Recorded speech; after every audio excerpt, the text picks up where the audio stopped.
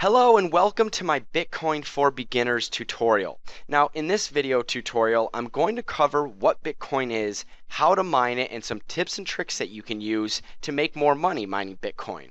I just want to start off by saying if you want to skip the tutorial, everything that I'm going to talk about is in the video description and is labeled accordingly. So you can just click on the video description, download the mining software, click on the link to view a calculator and try and figure out how much money you'll make per week or per month and kind of just run with this stuff on your own. But if you want to watch the tutorial, let's begin. So the first thing that I want to touch on is what Bitcoin is. Bitcoin is a new online digital currency. It's been around since about 2009, but just recently has gained a lot of popularity. And now today, one Bitcoin is worth $116. Now you might be asking yourself, well, I don't understand. Why is a Bitcoin worth so much? What is a Bitcoin? Now a Bitcoin really isn't anything. It doesn't represent anything other than a number. Now you might be wondering, well, how do I get a Bitcoin? You can get a Bitcoin a number of different ways. You can exchange your local currency, like US dollars, for example, or you can allow your computer to mine. And mining is a process essentially that just uses your computer to solve mathematical problems, and you are rewarded when you solve these problems with a service fee. And those service fees, while small, add up, especially depending on how fast your computer is. And now there are people out there that make hundreds and thousands of dollars mining Bitcoin. So you might say, well, I've heard that Bitcoin is a scam, or I've heard that Bitcoin is a Ponzi scheme. Well, not really. Essentially what's happening here is that we're allowing the Bitcoin network, which is a Napster-like peer-to-peer network, to use our computer to process information. And so every time our computer is processing information, it's allowing the entire financial network to operate. So when people want to send and receive Bitcoins, they need computers to process that information in order to make that transaction. So just to give you an example, like Bank of America or Chase or Wells Fargo, all of these really big banks, they have skyscraper upon skyscraper of buildings and computers and servers to allow their entire financial network to run. So Bitcoin harnesses the internet and all of the computers on the internet in order to process all of these transactions. And that's why it's not a scam or a Ponzi scheme. Now, the price of a Bitcoin may be inflated, and by the time you watch this video, the price of a Bitcoin may be more than $116 or less than $116. So let's get started. The first thing that I want to show you is the Bitcoin wallet. Now, I'll provide the download link to download the Bitcoin wallet. Go ahead and download and install the Bitcoin wallet. I'll open it up for you just to show you what it looks like.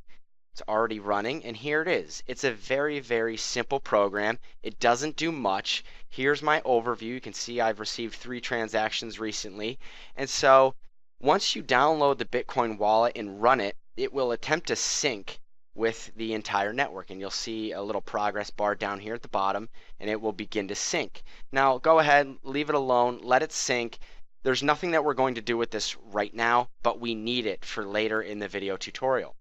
So after we download the Bitcoin wallet, we're going to have to download a miner program. Now there are a number of different mining programs out there, CG Miner, BF Miner. These require a little bit more background knowledge, and so I wouldn't recommend them for the beginner.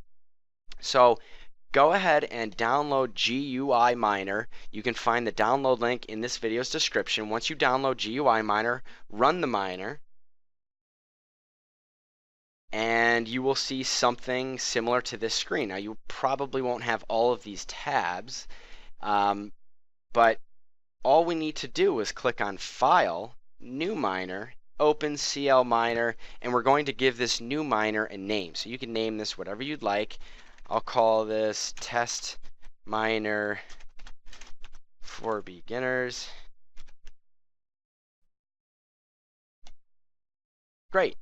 And that will show us a screen similar to this, but we don't have a username and we don't have a password, and the server is the pool that we're going to join. And that brings me to my next point. Well, what's a pool? Well, a pool is basically a collective pool, a collective network of computers that are all working together to solve blocks of information to receive Bitcoin. Now, there are a number of different pools out there.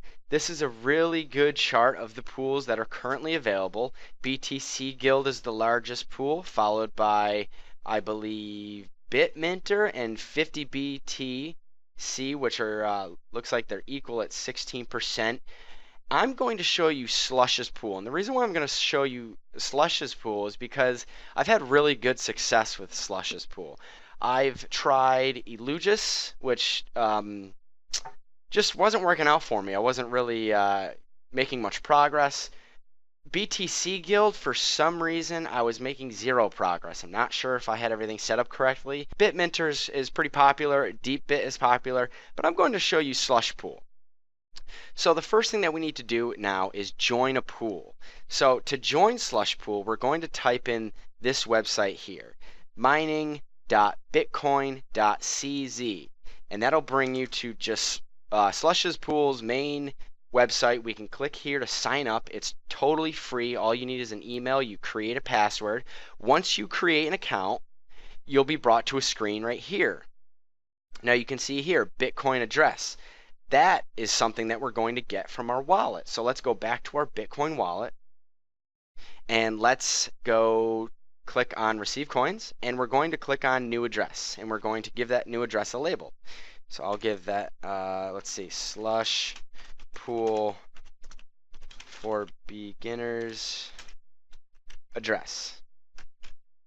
So once I do that, you can see it pops up here in this list, and what I want to do is right click, copy that address, the string of code right here, and I'm just going to paste it right here. I'm just going to paste that address there. And so we're going to keep the send threshold at 0.01. These are just some statistics that will show you basically where you're at in mining. We're going to save these settings. Now we need to create a worker. So we've already figured out how we're going to get paid. Now we need to create a worker. And this is kind of like a login and password information. So we're going to register a new worker, and we're going to give this worker a name. It can be anything that you want. I'll just type in beginner. I'm going to give it a password. I suggest just something simple. 123 will work. Leave everything else the same. Click on save. And you'll see here that it will create your worker. Now, this is what we need to copy. Copy. Go back to our miner. And now we're going to paste the worker username. See, I'm under that miner that I just created. I'm going to paste the username. The password was 123, and the server is the pool. And so you can see there are a bunch of pools, but I'm showing you Slush's pool. So I'll select Slush's pool. And next to device, this is where we can see which device we'll be using. We have my Intel i7 processor, and then we also have our graphics card processor. You want to select your graphics card processor. That's about 100 times faster than just your standard computer's CPU. CPU affinity, I'm just going to keep that at 0, and all we need to do is click this button. Boom, start mining. Now we're going to also click on View, Show Summary, and that's going to actually show us a nice little summary of all of the activity in our mining program and all of our workers that are mining. So you can see here, test miner for beginners. I have it mining. The only reason why it's only at 2.1 is because I'm already using all of my CPU power in my previous miner. So I'm just going to stop that. And so you can see here I'm mining at 131 mega hashes per second. And I've only started this up within the last 5 minutes. I'm already up to 110 shares that have been accepted, and I have 0 stales. Now this number here, this column, what this represents is a count of the number of times that you were given a bit of information for your computer to solve, and your computer solved it and sent in the answer, and your answer was confirmed as correct and accepted, and so you get a share under accepted. Now if you have any numbers in this column under stale, basically what that means is that you were given some information to solve, you solved it, you sent it in, but you sent it in too late, or you sent it in and it was wrong. So you'll have a number under this column, and that won't be counted towards your payout. So every time you get an accepted share, you get paid. Now, that's really all we need to do. Now, your computer is mining. So the next thing that you should do is let's try and figure out how much money we're going to make with this speed.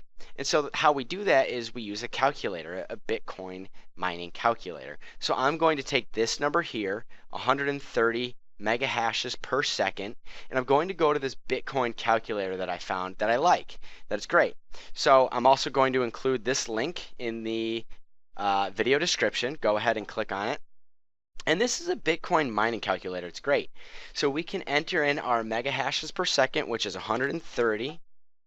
You're probably going to have a different number. It may be higher, it may be lower. And this is where we're going to enter how many watts our computer is using. So I have an 800 or an 850 power supply in my computer. Now, whether my computer is using all of that power or not is debatable. I don't think it is. So I'll just put 425. I'll split the difference. Whoops. 425 at 130. And your cost per kilowatt. Now, this is the cost of electricity where you live. Now, if you're not sure if you're not sure how much the cost per kilowatt is, you can always Google that. So let's just say that it's 12 cents per kilowatt. Let's just say I didn't have to spend anything. I'm just using my normal desktop computer. And let's just run this thing for a month. Now, today, Bitcoin is worth $116. We'll keep the difficulty just whatever it says, because that'll change. And the difficulty percent per month, I'm actually just going to keep that at 1. And this is 25, which is correct. And I'll just click on calculate. And let's see how much I'll make. Well, it looks like here that in 24 hours, I'm actually going to make 68 cents. But it's going to cost me $1.22 in power. So that's a net loss of 54 cents. So it looks like in 24 hours, 1 month, 1 year, 30 days, 1 month, I'm going to lose $16 because I'm going to have to pay $36 in electricity bill. So this will give you an idea of if you're going to make any money or not. So then the question is, well, what do I have to do in order to make money? Well, the answer is your mega hashes per second, this number here needs to be higher. Needs to be higher than the amount of money that you need to spend on electricity. So you need to make more Bitcoin than it costs to run your computer. So let me just give you an example. Some people are making 3,000 mega hashes per second, which equates to 3 gigahashes. So 3,000 mega hashes per second. Let's just say and actually this number right here is probably wrong. My computer probably doesn't take 425 watts. For this example, let's just keep 425 watts, 3,000 mega hashes per second. Let's say the cost of electricity is a little bit higher. Let's say it's 0.18 per kilowatt hour. Cost of hardware, let's just say it cost me $500. Maybe I had to buy a new graphics card. Time frame 30 days. I'm going to bump that up to 90, 3 months. Keep all those settings the same. Calculate. So you can see here that in 90 days, 3 months, after spending $500, I would have made $1,239. I mean, that's pretty good. Now, these numbers obviously will change depending on what your computer specs are, how much power you'll be using, but that'll give you just a general ballpark idea as to how much money you can make with your computer. So just to quickly answer any question that you might have, in order to get this number higher, this mega hash per second, we need a faster graphics card. And so a really good website that I've found is this one here. It will basically compare all of the graphics cards that are out on the market today. So we can scroll down here a little bit, and so it'll give you AMD ATI Radeon graphics cards. Here is the model number, and it will tell you the mega hashes. So you can kind of guesstimate what your mega hash number will be based on which graphics card you have or which graphics card you want to purchase. Now, mind you, you can plug in more than one graphics card to your computer. But in order to do that, you need to make sure that you have enough power to do that.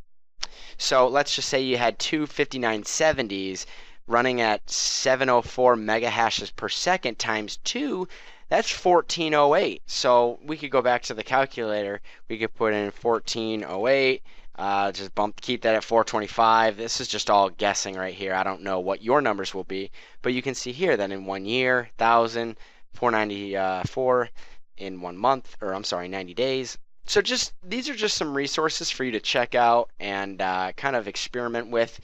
All in all, after watching this video, you should have been able to at least set up your wallet, set up your mining software, set up your worker, and connect to a pool, which then you would be able to start mining and you'd be able to figure out what your mega hash per second rate is. So that's it. That concludes the Bitcoin for Beginners tutorial. Let us know what your mega hash per second is. Let us know what you're working with. Or if you have any questions, leave that information in the comments section below. Thank you so much for watching, and good luck.